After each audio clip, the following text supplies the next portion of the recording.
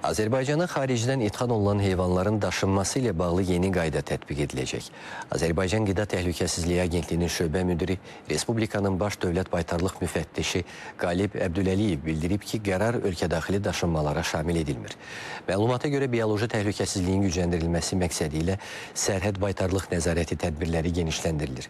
Hazırda Gürcüstanla sərhəddə yerləşən Qırmızı Körpü buraxılış məntəqəsində heyvanlar baytarlıq müayinəsindən keçirilir, zərurət olduqda laborator analizlər aparılır, xəstə heyvanlar isə mənşə ölkəsinə geri qaytarılır. Bildirilib ki, sahibkarların yeni tələblərə uyğunlaşması üçün bu ilin sonuna dək keçid dövrü müəyyən edilib. Gələn ildən etibarən isə xaricdən gətirilən heyvanların yalnız standartlara uyğun nəqliyyat vasitələri ilə daşınmasına icazə veriləcək.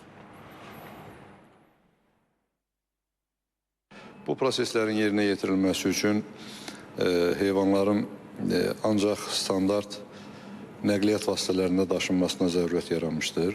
Belə ki, standart olmayan nəqliyyat vasitələrində heyvanların zədələnməsi, xəstəliklərə yoluxması, bütövlükdə bioloji təhlükəsizliyin pozulması və sərhəd baytar nəzarət məntəqəsində heyvanların müayinəsinin aparılmasında çətinliklərin yaranması hallarına rast gəlinir.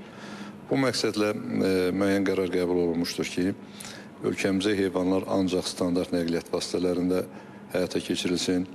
Onu da qeyd edək ki, bu təcrübə yeni deyil. Hazırda ölkəmizə idxal olunan nəqliyyat vasitələrinin tam əksəriyyəti standart heyvanların daşınması üçün hazırlanmış nəqliyyat vasitələridir.